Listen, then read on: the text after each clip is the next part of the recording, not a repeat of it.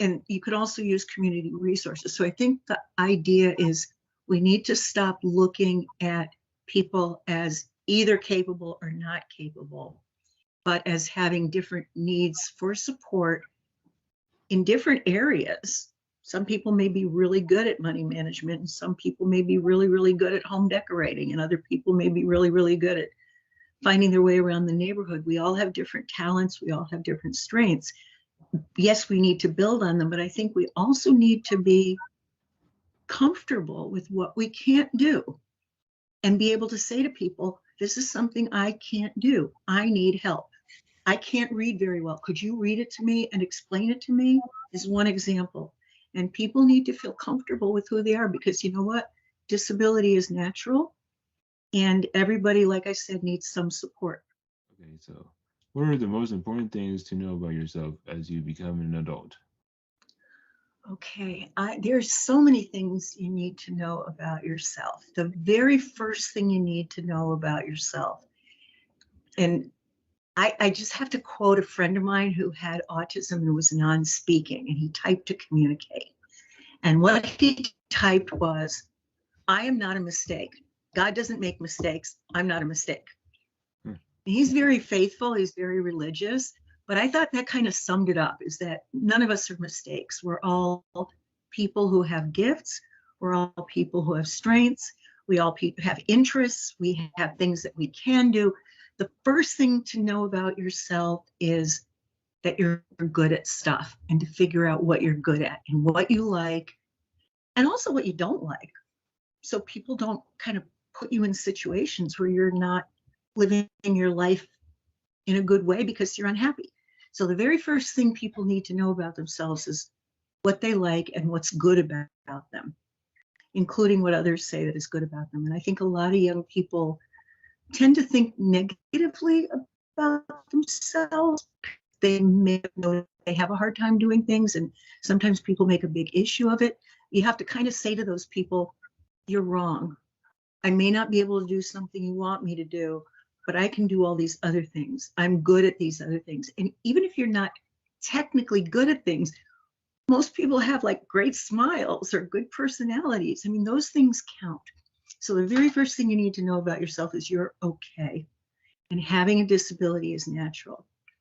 The second thing I think people need to know about themselves is literally what they cannot do, and where they're going to need help, or where they think they can learn to do things. I grew up learning how to use a public washing machine where you put coins in, because we lived in a neighborhood in an apartment that didn't have a washing machine. So I knew that. But when I went to college, a lot of my dorm mates had no idea how to do that. And I remember going in there and just watching people in tears because they couldn't operate the machine.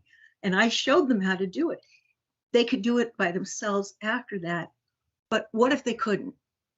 They would have to ask me or someone else to go in and help them every time. And that's okay. People need to know it's okay to get support when you need it. Sometimes you can. And they also need to be aware that sometimes they're going to need more help than other times. And those, I think, are the most important things. The next most important thing is to learn about what adult life is.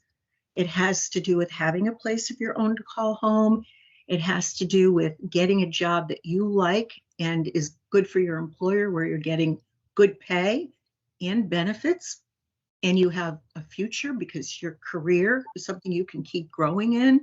You have to have, like I said, access to whatever education, because all of us are all of us adults are still lifetime learners. And so it may be that you take a cooking class in adult education or something, or you volunteer in your community because you connect with other people that way. You need to know who is in your social circle and who you can invite into your social circle because of people you know, or people who the people you know, or people who share your interests because you're involved in something in your community that's a good match for you. And again, I think you need to know what you don't like. So somebody doesn't like, if you don't like to work out, one of your career goals probably shouldn't be being a police officer, because police officers who graduate as police officers have to be in good shape. So if you hate physical education, we need to have a conversation about whether you hate physical education so much that you can't be a police officer. You choose not to be a police officer. I'm not going to tell you you can't be a police officer, but you need to know that about yourself. I hate phys ed. And you need to know that something you may want to do in life, like be a police officer, requires you to be physically fit. And so it may not be a great match, but what else could you do? And that's part of a discovery process that I think all young people have to do. What is out there? When we're growing up, we're pretty limited to our families. We're pretty limited to our schools.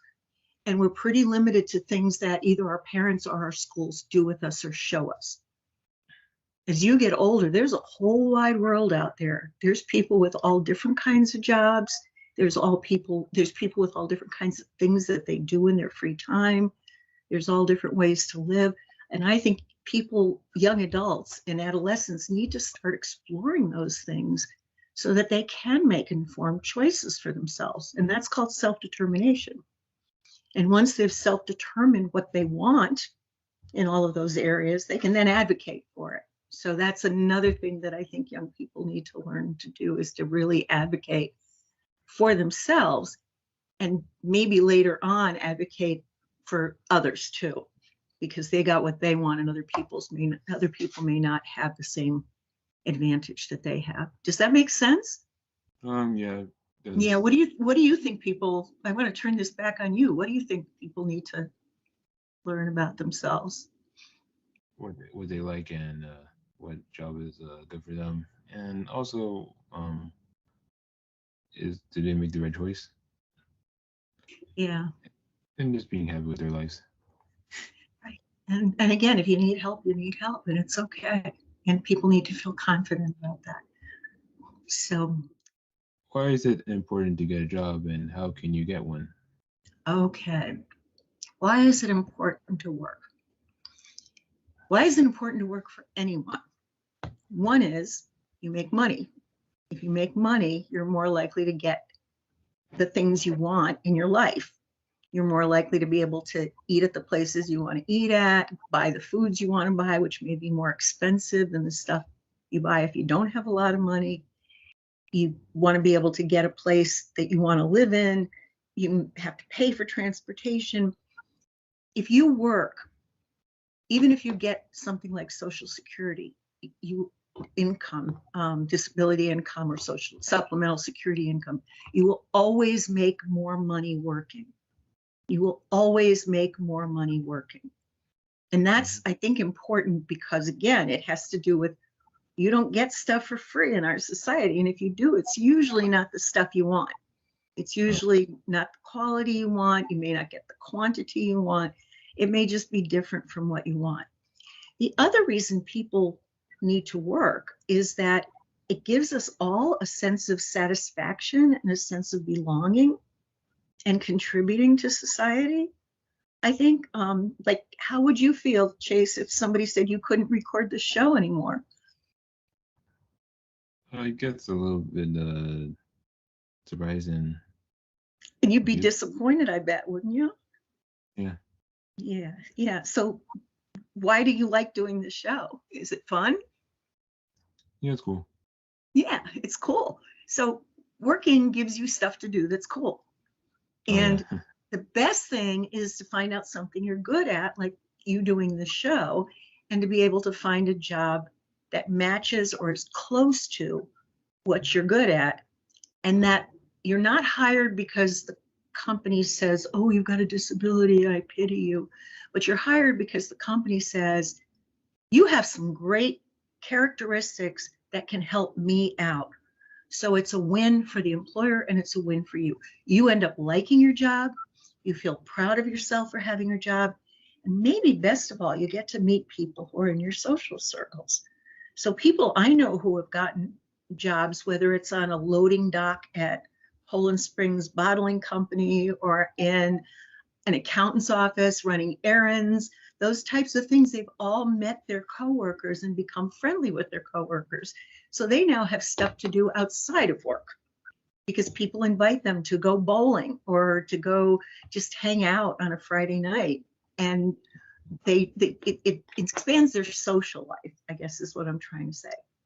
And the other thing about working is that if you don't work, you really lose a lot of the skills that you worked so hard on in school and worked really hard on growing up.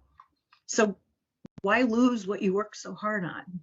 So I think like money, social, contributing, continuing to learn, those are all kinds of things that are important to work. Now the question is, the second half of this question is, how do you find a job? Remember I said before that there's not either or. Either you can work the way everybody else gets a job or you can't. That's wrong. That's a wrong way of thinking, because there's lots of ways to do what we call customizing an approach to getting a job. And believe it or not, for people without disabilities, that happens a lot. So for example, I may know somebody who is hiring, and I may think a neurotypical, we'll use that word, a neurotypical student that I know and I've met and I care about from my church is a good match for them. I may suggest to this person that they may want to interview and hire them. That person never has to fill out a job application. They never go through a real interview process. They're hired by the person who owns the company. So even people without disabilities sometimes customize their approach to employment. With people who have disabilities, we have to figure out where things break down in their getting a job. And that is mainly somewhere along the way, they need help that they're not given because people try to pre-teach all of those skills. And so I interviewed a man once, we were fake interviewing, and he was so nervous he ended up crying. So why would I torture him getting a job with an interview? I would try to support him in connecting with employers who were willing to hire him based on recordings of him doing the things that were valuable to the employee. So that's to the employer rather. So that's customizing an aspect of employment. Some people use visual resumes. They have somebody take pictures of all the cool stuff they can do, and they put that on their resume instead of trying to write all the stuff that people tell you to write on a resume. So how do you get a job? Is you know where the gaps are in your ability to get a job.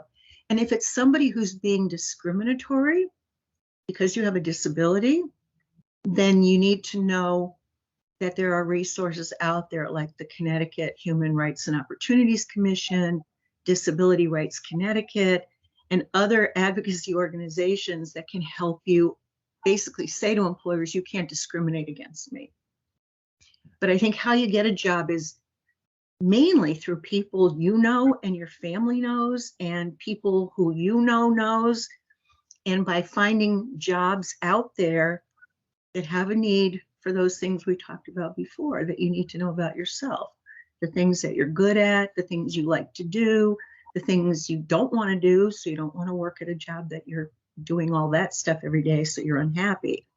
So that's how you would get a job. I think you basically have to figure out what it is and go for it. And I feel really sad for some people who, get out of high school or get out of college and have never had an opportunity to learn what kinds of jobs are out there because they've been limited to some of the stuff that either their family or their school thinks is important, like, wiping down a table in the school cafeteria. That's not work experience. That's not getting out there and really having coworkers and so on. So I think that we have to make sure that we have things in place for young people to really learn what's out there and get excited about something, realize what they need to do to work in that setting. Maybe they can't be a veterinarian. Maybe they can't even be a vet tech because they wouldn't be able to take those classes, but I bet they could be a dog walker. I bet they could help babysit for pets when people go away. There's other things that they can do with animals. So how do you get a job? You sit down with people who love you and care about you and basically look at what you're good at, look at what you may need to learn. Maybe you do need to take a course or get a degree. That's okay.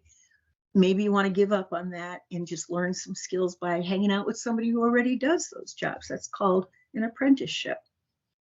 Maybe you want to take a couple courses here and there.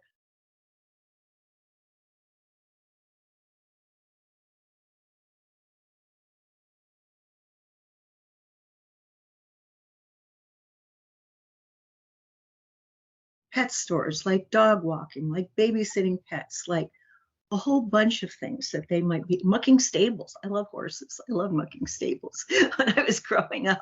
So there are always things that people can do if they don't have their heart set on something really specific, because that really specific thing may not be hiring anybody. So look at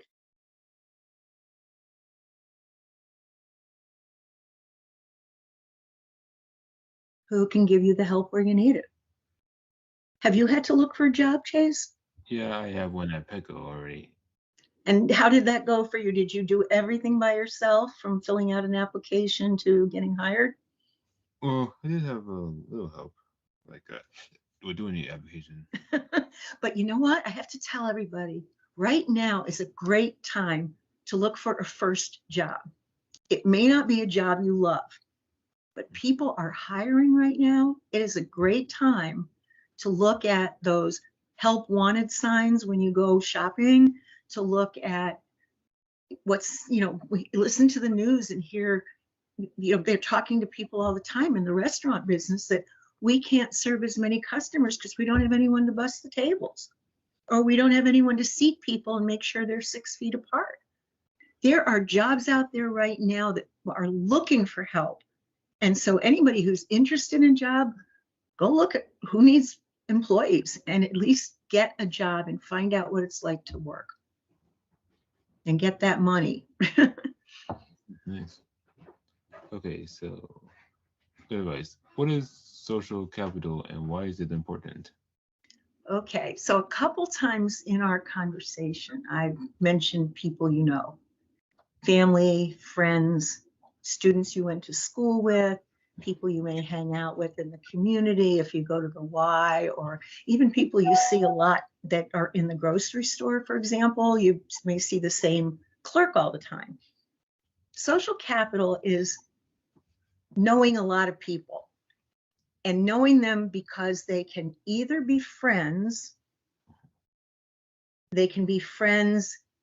and help you with things like finding a job, finding a place to live, and so on. Or they can be people who can help you connect to places you may want to live, places you may want to work, churches you may want to go to, activities in the community you may want to join, and so on. So social capital starts with the people you know, and then figuring out how you can get to know more people. And some of the ways you can increase your social capital, as I call it, are to join things that you like. Find out what's in the community and do things that you like with them. Try to join something that other people like. And you can connect with them. Volunteering is a great way to meet people, because there's usually a certain characteristic of people who volunteer. They're usually friendly and they want to be nice to people. You usually don't get grumpy people. It's usually friendly people who want to give back to their community. So that's a great place to develop more social capital, meet more people. Inviting people to do things with you is a way to build up that social capital. The more people you know, the more opportunities you have in life, and the more protected you are.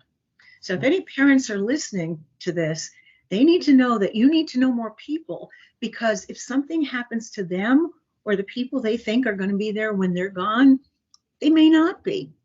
You need to get that social capital in place that doesn't necessarily involve your family. It may involve your extended family, but it is basically the people that make you feel welcome and included in your community. And it's really important to have that in place because it's safety. The more people who know you, for example, if you show up with a black eye, somebody's going to want to know how you got it. And somebody's going to want to help you. Did you really get it playing baseball in the park and somebody hit you in the eye with the baseball? Or did somebody hurt you?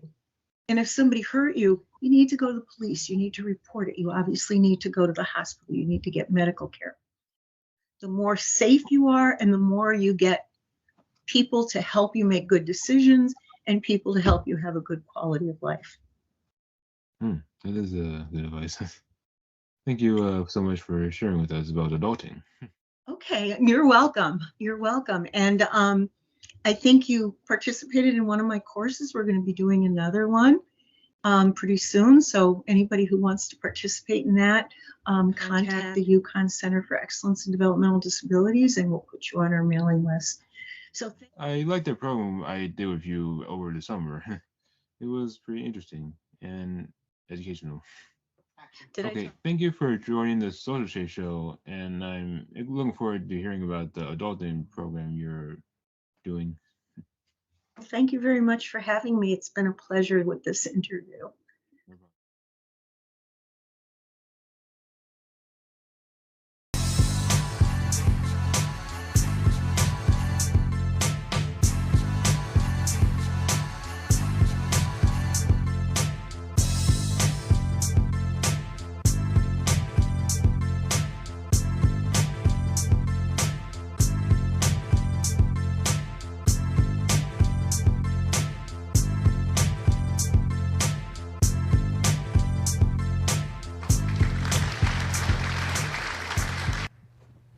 Welcome to another episode of The Clock Hour.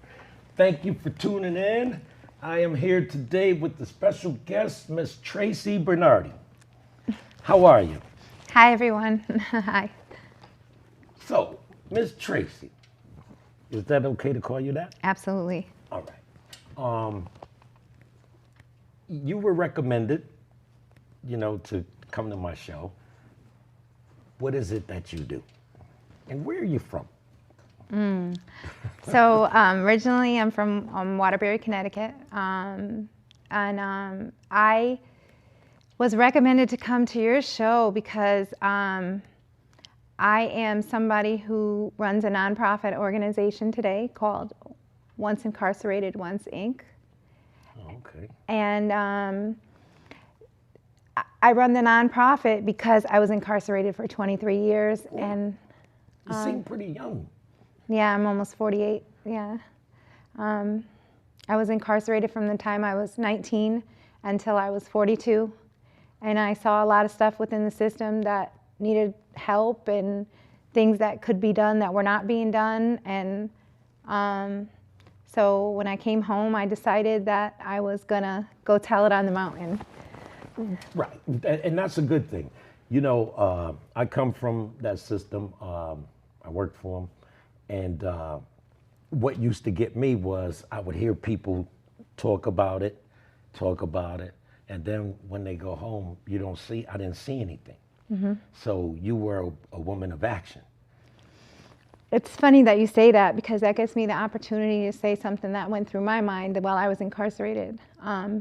During my incarceration, I used to see women come in and out of jail. Right. And every time somebody was going home, while they were there, they missed their children. They utilize whatever programming that they can get in. A lot of programming that's in prison either really sucks or is just unavailable if it's any good. And then they would get through all their program, they would do everything, and then they would go home. And then the next thing you know, you see them come back. And I used to judge them. You did? I was like, how dare they? I have a 30-year sentence. It's my first time ever being arrested, and these people are coming in and out. But when I came home, mm-hmm. I realized what a system is, how far the system is set up to keep us down when you're formerly incarcerated. I realized what it's like to live with a record, not to be able to put your name on leases, not to be able to apply for jobs without disclosing your criminal history, and basically opening yourself up to discrimination. And so I saw that a lot of the people came back and forth to prison because society itself thinks that it has the right to perform double jeopardy and punish us after we've already been sentenced. After you did your time. Yeah, they don't want to let us re-enter. They think that they have the right to bar us, but what they don't realize is they're contributing to the crime rate, because by saying no to us and you're pushing us from doing legal things into doing illegal things. And then you say, oh, well, why are they doing illegal things? Well, you're not giving us opportunities because you're basing your judgment on a crime that happened who knows when. Right, right. You know? 23, woo. Yeah. First offense? Yeah. Ooh, that was, and you know, one thing I used to try to do is, if someone was going home, I would sit down with them. Yeah. And I'd ask them, what are you gonna do? You know, I wasn't being judgmental. I didn't even like asking people what they were there for. My thing was, what are you gonna do? And they would, if they say, well, I don't know, I say, well, let me see. And I'd sit on the computer when we started having computers, and find different, I say, well, where you going? I'd look for different programs in that particular area, anywhere from Florida all the way up to Maine, you know.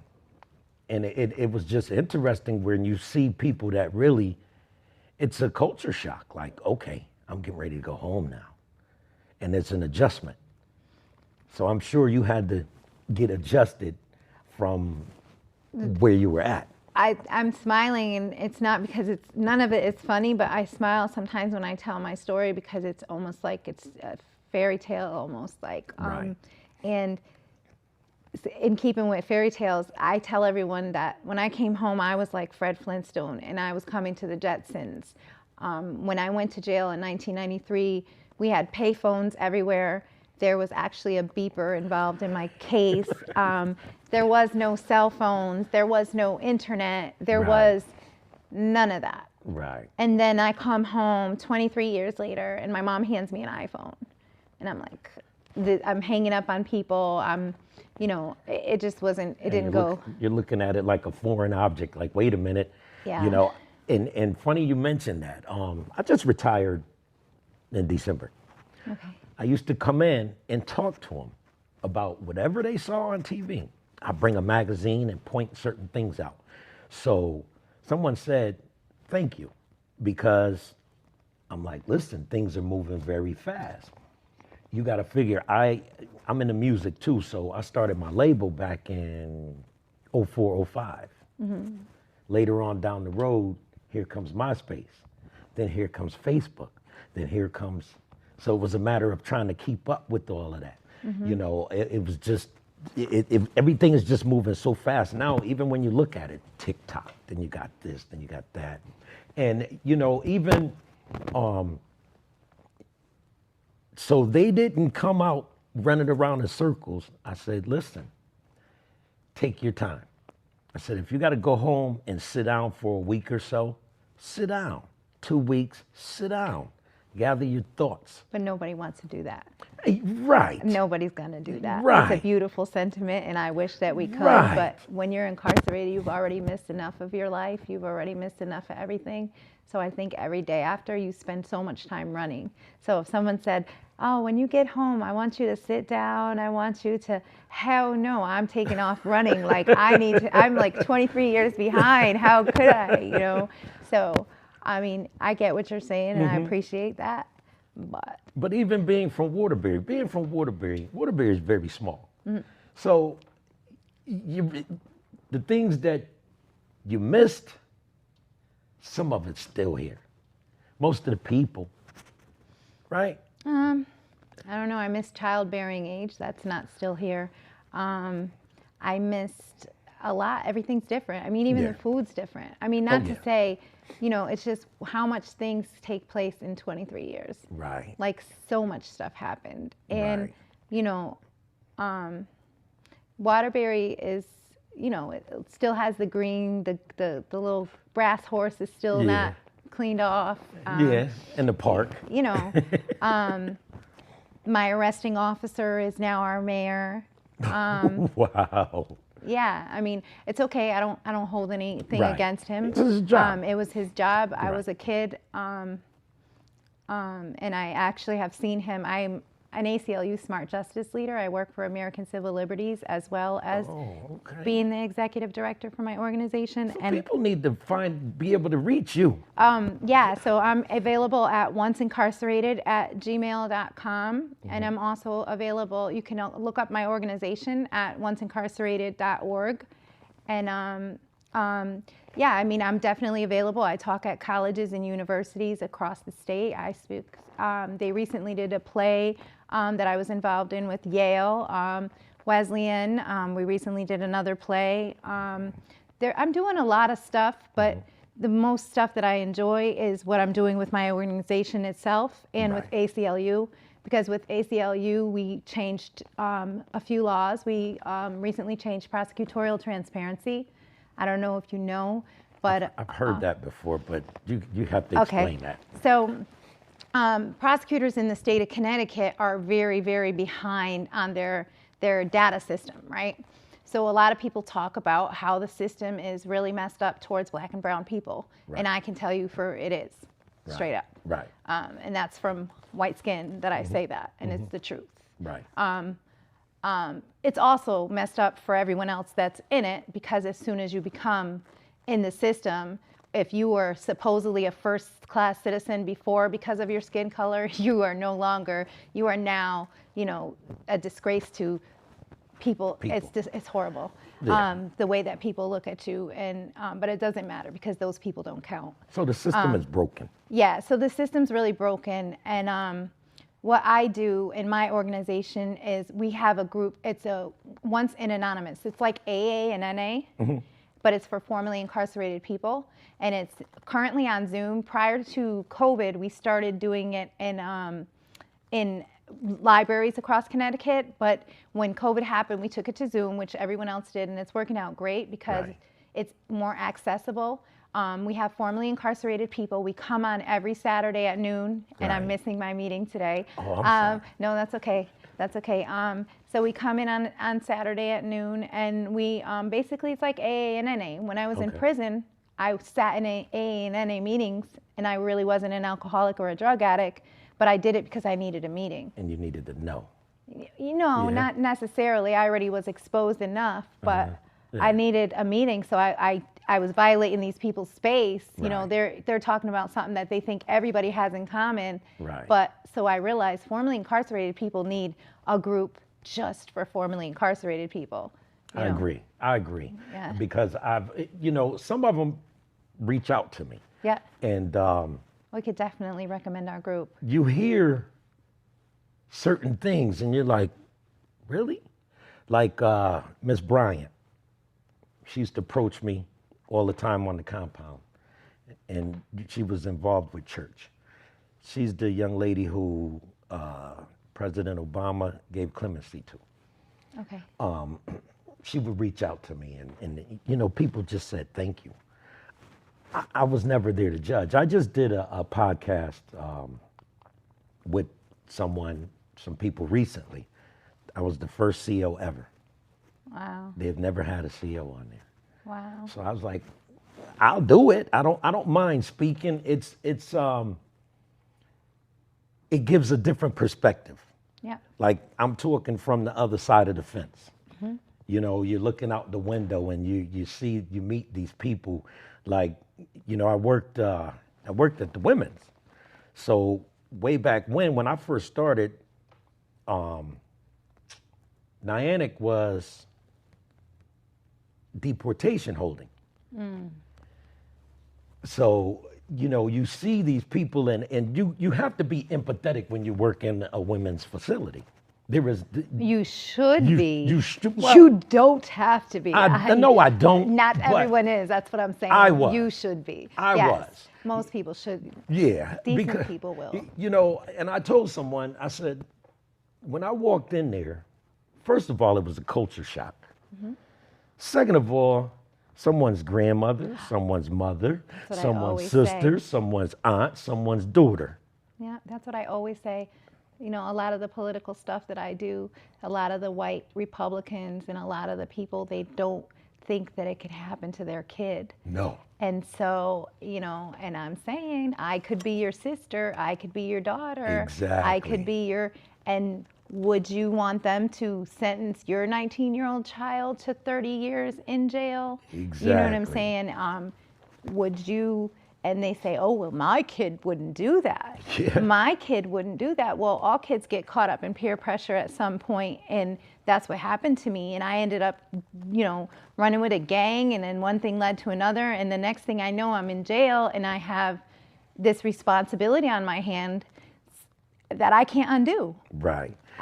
And people think, oh, it can't happen to my kid. I was in 1989, when I was 15 years old, I was Miss Junior Teen Hartford, and I was Miss Junior Teen Photogenic. And then think about it. That was 15 years old. 4 years later, boom, I'm incarcerated. Wow. And, and all because I was trying to find love. All because, I was a dumb kid who thought that I could find love in a gang, and I didn't understand that I was giving my life over. Right. And that's unique that you say this, because, Danbury was federal. Mm-hmm. So you meet those young ladies who were affiliated, bosses, mm-hmm. And I said, one story that really bothered me, and I remember it to this day. I'm probably not even supposed to talk about it, but I'm going to talk about it anyway. I used to do the transport. Mm-hmm. So when you have a child and you're incarcerated, either you make arrangements with your family to come pick up the child, mm-hmm. or the state comes pick up the child, whatever state you're from, you make those arrangements. So one young lady, she made arrangements with her family. They hadn't picked up the baby yet, so I had to take her. That bothered me. That out of 23 years, that bothered me the most. You had to take her before her baby was still there, and she probably Yes. broke. Yeah, that's one thing that people don't realize. That bothered me. That's taken. They don't care. They don't care if women in prison. Recently, they changed some rules about shackling and stuff during pregnancy. Right. Yeah, they did. I remember that. But women in prison that have their that have their babies in prison, it's so terrible. When they come back, they before having the babies, they leave and they come. They're this happy person with optimistic, and then they go to the hospital, and then they basically get their baby snatched away from them until their sentence is up. And it's really sad, Right. and that's not even just that. You think about, like me, I'm also a child of generational incarceration. I had a parent that was incarcerated when I was little, and then I grew up and I became incarcerated. And we look at the cycle, and the system does not care. They could take parents away from kids for the stupidest crime ever, Right. just because they're trying to It's big satisfy. business. Yeah, and it's like they're trying to satisfy angry, unforgiving society that most of them call themselves Christians, but have no room for forgiveness in their heart. And to me, I don't know. I just think that there's a lot of stuff in society that really needs to be worked on, And discussed. Yeah. It's interesting because no one would. A lot of people they fall on deaf ears. Mm-hmm. And my mission, and I'm glad that you came today, was to get them a platform to have a voice. Yeah. Here's your voice, here's your voice, here's your voice. You can speak, you can say whatever you gotta say to get it out there. And that was part of one of my missions outside of everything else that I do. Yeah. So I was like, okay, how can I do this? They say, well, you can't write a book until 2 years down the road. Yeah. Okay, Yeah. gotcha. But it needs to be discussed, because for some reason, it's different.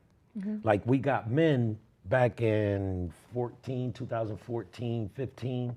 So men on the compound, and you have a female low in a camp in Danbury. But you go down there with the men, it's different.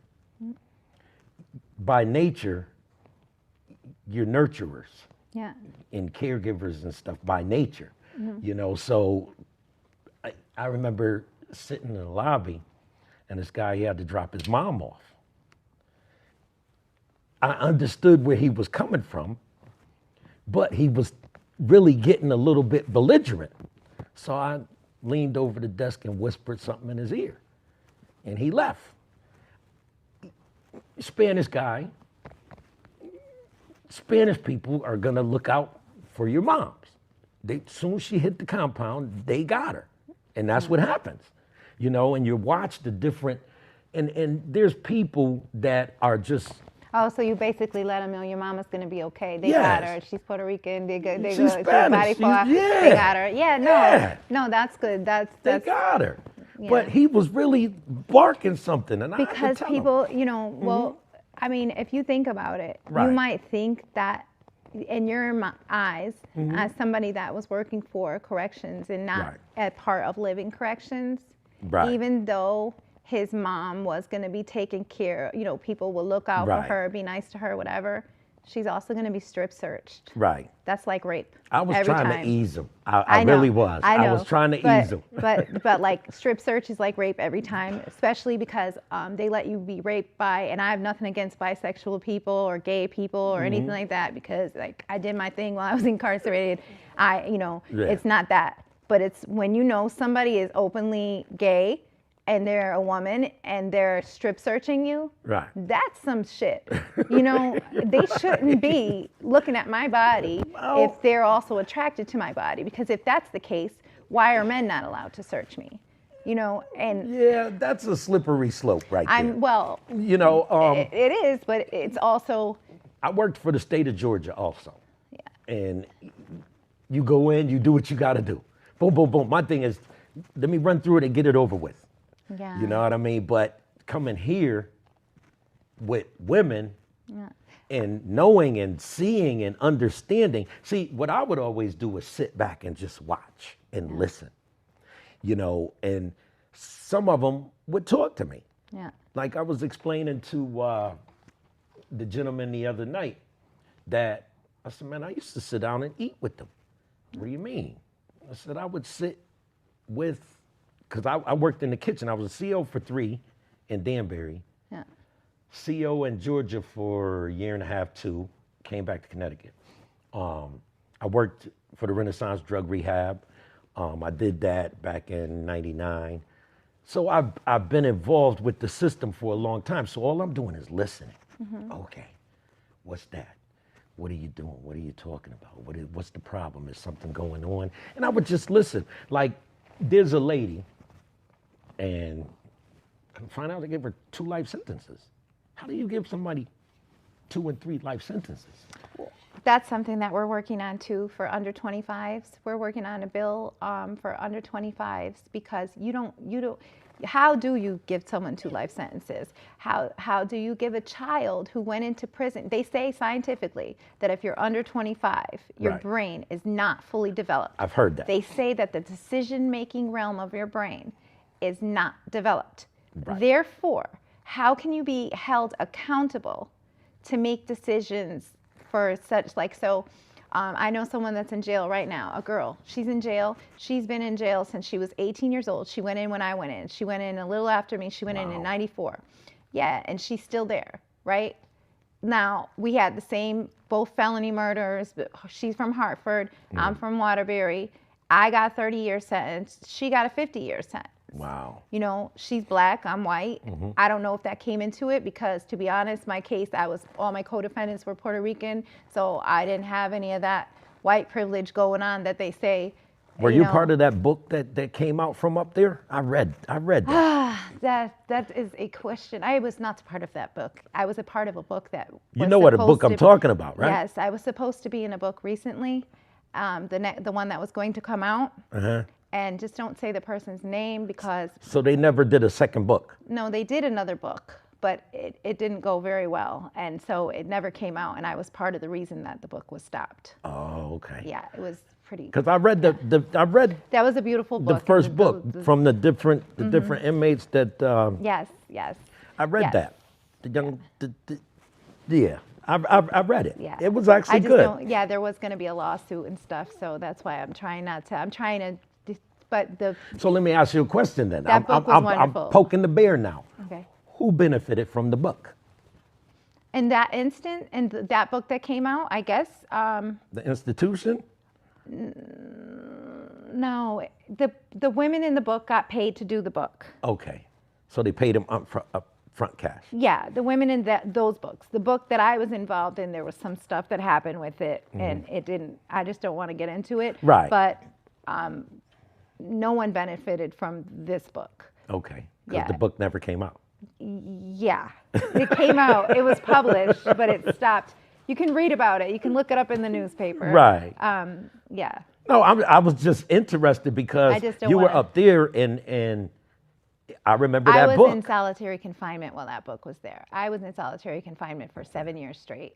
I was involved Really? in that class. Yes, I know. And you're not crazy? You're not crazy. No, well, to be honest, no, I'm not crazy. I was a child, as I was Right. saying, You were a baby. I was under 25, and I was sentenced to more years than the number of years that I was. That's what I was saying. We were fighting. Right. We're fighting people who were under the age of 25 who were incarcerated for more years than the number of years that they were alive at the commission of the crime. So if I am 25 when I commit my crime, you can't give me more than, this would be our ideal. You can't give me more than 25 years. If I was 18 at the time of my crime and you think my crime was really heinous, then the most time you can give me is 18 years. It's depending, and it's because you should not be able to, if you're scientifically, it's proven that my brain was not developed, why should you be able to sentence me? And what is wrong with DOC? And if And they can't, you were in the shoe for yeah, I'll get there. 7 years? If what's wrong with DOC if they can't correct somebody within the number of years that they were alive? You know what I'm saying? If DOC is really corrections, which it's not. It's babysitting. It's definitely, yeah. But so, yes, I was in solitary confinement for 7 years straight. Wow. From the beginning of 2001 to the end of 2007. Wow. Yeah. Connecticut, it's almost unfair because you don't have the real aspect because you were mostly federal, right? Right. State prison and federal prison are two different. Yeah, they're two different animals. Yeah, and there's the way that women are treated in the state of Connecticut to this day by the guards, how you're talking about that you can sit down and you can discuss stuff and pull stuff up, and it's not an actuality. That's because I actually cared. Yeah, you would be undue familiarity in the state of Connecticut. Shame on 'em. You would be punished for caring. That's what they do. Because if you're telling me something is corrections, how do you correct it? Well, You maybe you can't- should get some guards up here on your show and ask them, is your job to punish or is your job to Your job correct is not and to punish. rehabilitate? Well, that's the confusion. Right. That's the confusion. know. When we I get that need you to situation come back. straight, absolutely. I really do because you are interesting. And you Absolutely. know what? I've always just waited for the opportunity to be able to talk about what I know or what I've seen, you know what I mean? Just like we're gonna get back into it, but I gotta have you back though. Okay. One day when your schedule's free, you say, Marv, I wanna come back. Okay. You know, you could bring some people along or whatever you wanna do. I'm here. All And if right. you need my help anywhere, I got you. So let's tell the audience again how to get a hold of you or even to find you. You can reach me at onceincarcerated@gmail.com. That's my organization. You can look it up at onceincarcerated.org. And we definitely need donations. We don't just run the group. We do a lot of other stuff, and you can look us up. I know we're short on time. That's so- all right. But what I'm going to do is I'm going to actually make sure I get that so this way Yeah. I can reach out to you Yep. once incarcerated. Yeah. And it's all together, once incarcerated. Because once they see it, Yep, I'll even get you my co-founder, Larice Harvey, to Okay. do a podcast. you said .org? .org is my website, yes. And my Gmail is the same thing at gmail.com. Okay, got it. All right, I thank you for coming through. Thank And you. we could do this all day. They always know when I get started, I'll be talking and I got questions. I know you do. I'll come back. I'll come back. Definitely. Because I've been trying to get Miss Cooper up here also. Oh, yeah, she's wonderful. Yeah.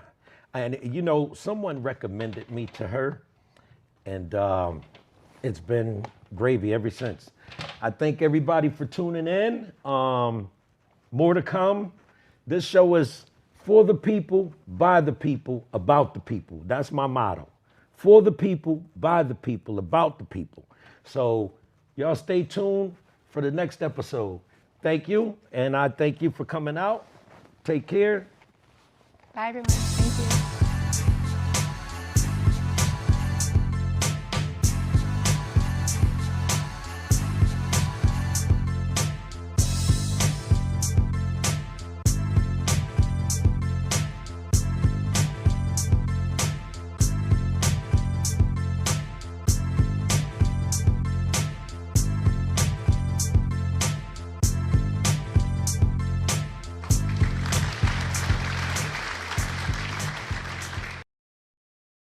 Happy Sabbath, everyone. It is a